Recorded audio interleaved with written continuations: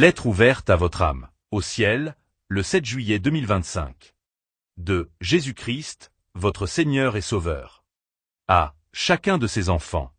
Objet, aimer, c'est d'abord pardonner. Mes enfants bien-aimés. Moi, Jésus-Christ, votre Seigneur, votre Rédempteur, celui qui a versé son sang pour vous sur la croix du Calvaire. Je vous écris aujourd'hui depuis mon trône glorieux, auprès du Père, pour vous adresser une parole d'amour, mais aussi de guérison. Mon cœur est rempli de compassion envers chacun de vous, car je vois vos luttes, vos blessures, vos silences lourds et vos cœurs chargés. Je veux vous parler aujourd'hui du pardon. Vous priez souvent, « Seigneur, augmente mon amour », sans comprendre que l'amour véritable ne peut fleurir que dans un cœur libéré du ressentiment. Vous désirez aimer vos conjoints, vos enfants, vos frères en Christ, vos voisins, mais votre cœur est encore prisonnier du passé.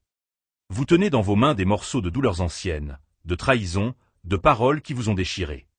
Et vous vous demandez pourquoi votre amour semble impuissant. Aimer, c'est d'abord pardonner. Ne vous y trompez pas. Vous ne pouvez pas dire que vous m'aimez tout en haïssant votre frère. Un cœur amer est un cœur divisé.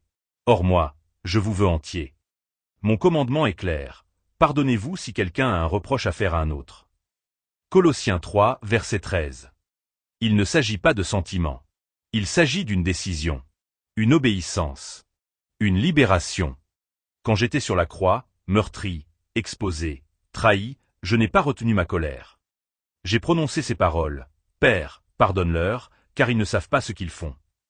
Ce pardon n'était pas pour eux seuls. Il était pour vous apprendre que l'amour se prouve d'abord par le pardon, même quand c'est douloureux. Même quand c'est injuste. Même quand l'autre ne demande rien. Je ne vous dis pas que c'est facile. Je vous dis que c'est vital. Car tant que vous ne pardonnez pas, vous restez lié à votre offense. Vous vivez dans une prison dont vous tenez vous-même la clé. L'amertume consume lentement l'âme, comme le feu ronge le bois sec. Mais le pardon est comme une pluie de grâce qui éteint les flammes et fait reverdir la terre de votre cœur. Peut-être pensez-vous, mais Seigneur, il m'a fait trop de mal. Je le sais. Je le vois. Je ne minimise pas votre douleur. Mais je vous dis ceci, ne laissez pas votre bourreau devenir votre geôlier.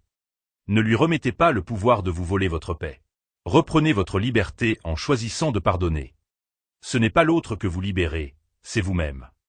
Et souvenez-vous, vous n'avez pas été choisi parce que vous étiez parfait. Vous aussi, vous avez péché. Vous avez été pardonné gratuitement, par grâce, non parce que vous le méritiez, mais parce que je vous aime. Alors, comment refuser aux autres ce même pardon que vous avez reçu de ma main? Mon enfant, il est temps de fermer la porte au passé. Il est temps de dire à votre cœur, je choisis d'aimer, donc je choisis de pardonner. L'amour n'est pas un sentiment passager. C'est une force éternelle. Et elle commence par un acte simple mais puissant, le pardon. N'attendez pas que l'autre vous demande pardon. Offrez-le. Libérez-le. Mettez fin au cycle de la douleur. Le monde a besoin de témoins vivants de mon amour. Vous ne pouvez l'être qu'avec un cœur restauré. Et moi, je suis le restaurateur des cœurs brisés. Venez à moi. Posez à mes pieds toutes vos blessures. Pleurez si vous en avez besoin, mais repartez avec un cœur lavé. Un cœur prêt à aimer à nouveau, entièrement. Je vous aime. Je vous attends. Et je marche avec vous sur ce chemin du pardon. Avec tout mon amour éternel, Jésus-Christ, Roi des rois, Prince de la paix, celui qui a pardonné pour que vous appreniez à aimer. Message transmis par le biais du révérend Dr Donald Metellus, ambassadeur de l'institution chrétienne El Shaddai, ICE.